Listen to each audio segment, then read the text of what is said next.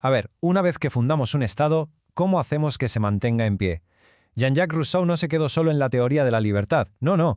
En el libro cuarto del Contrato Social nos dejó un auténtico manual de instrucciones, a veces bastante duro, para la maquinaria del poder. Así que vamos a desmontar juntos esas herramientas, algunas muy polémicas, que Rousseau ideó para que un Estado pudiera sobrevivir a sus propias crisis. Y aquí está el gran dilema, ¿no? Se funda un Estado sobre el papel, con la idea de la libertad y el bien común. Pero ¿cómo se protege de la corrupción, de los intereses privados, de todas esas crisis que amenazan con tirarlo abajo desde dentro? Bueno, pues Rousseau tenía unas cuantas respuestas y bastante contundentes. Para Rousseau, todo Estado que se precie necesita una brújula, un norte claro que guíe absolutamente todas sus decisiones. Y ese norte, para él, tiene un nombre: la voluntad general. ¿Y esto qué es exactamente? Pues es la voluntad colectiva del conjunto de los ciudadanos, pero, y esto es clave, siempre orientada al bien común.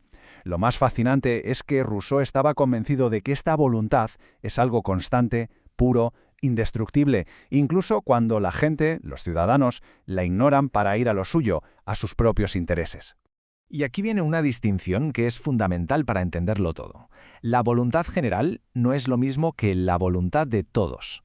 A ver, la voluntad de todos es básicamente la suma de los deseos egoístas de cada uno. La voluntad general, en cambio, es lo que surge cuando la pregunta cambia, cuando dejamos de pensar qué es lo mejor para mí y empezamos a deliberar sobre qué es lo mejor para nosotros, para la comunidad. Esta idea es radical. Fijaos hasta dónde llega Rousseau. Llega a decir que si tu opinión pierde en una votación, no es que te hayan oprimido, no. Significa que te habías equivocado sobre cuál era la verdadera voluntad general. En el fondo, al perder la votación, te han forzado a ser libre, porque te han alineado con ese bien común que en el fondo tú también deseas. Es una idea potente, ¿eh? Vale, ya tenemos la brújula. Pues ahora vamos a abrir la caja de herramientas. Rousseau, que se inspiró muchísimo en la República Romana, propuso una serie de instituciones muy concretas para mantener el equilibrio del Estado. La primera herramienta es el tribunado. Pensemos en él como el árbitro del Estado. No es ni el gobierno ni el pueblo, es un organismo especial, aparte, diseñado para proteger las leyes y hacer de contrapeso entre los poderes, muy parecido a lo que hacían los tribunos en la antigua Roma. Y su poder es muy particular. Esta frase lo resume a la perfección. El tribunado no tiene poder para hacer cosas, para crear leyes o gobernar, pero tiene el poder absoluto para impedirlas. Es el freno de emergencia del Estado, no es el motor. Su única función es levantar la mano y decir no cuando el gobierno o el pueblo se están desviando de la ley. Luego tenemos la censura. Y ojo, mucho cuidado con esto, que no tiene nada que ver con lo que entendemos hoy por censura, No es reprimir la libertad de expresión. Para Rousseau, la censura era una institución pública que, digamos que, declaraba el juicio de la opinión pública, para así articular y preservar la moral y las costumbres que unen a una sociedad. Pero aquí está el límite, y es crucial. La censura es como un jardinero que puede mantener sana una planta, pero no puede hacer un milagro y revivirla una vez que está muerta. O sea, puede ayudar a conservar unas costumbres que ya son sanas. Pero si una sociedad ya está moralmente corrupta, la censura no puede hacer absolutamente nada para restaurar lo que se ha perdido. Es inútil. Pero, ¿y qué pasa cuando la crisis es tan grave que las propias leyes se convierten en un obstáculo para sobrevivir? Pues Rousseau tenía una solución de emergencia, una opción de romper el cristal en caso de incendio. La dictadura. De nuevo, una idea sacada de Roma. Es una autoridad temporal y absoluta que se le da a una sola persona para salvar al Estado. Cuando el peligro es inminente y no hay tiempo para debates, se nombra un dictador que tiene el poder de hacer callar a todas las leyes para poder actuar de forma rápida y decisiva. Pero, y este es el pero más importante de todos, la regla de oro. Tiene que durar poquísimo tiempo y estar ligada únicamente a la emergencia que la causó. En cuanto la crisis pasa, el poder del dictador se acaba. Prolongarlo, dice Rousseau, es convertir al Salvador en un tirano. Es un camino de ida. Y llegamos ahora a la que es probablemente su idea más controvertida. Vamos a hablar del alma del Estado, de ese pegamento espiritual que no solo obliga a los ciudadanos, sino que hace que amen su deber.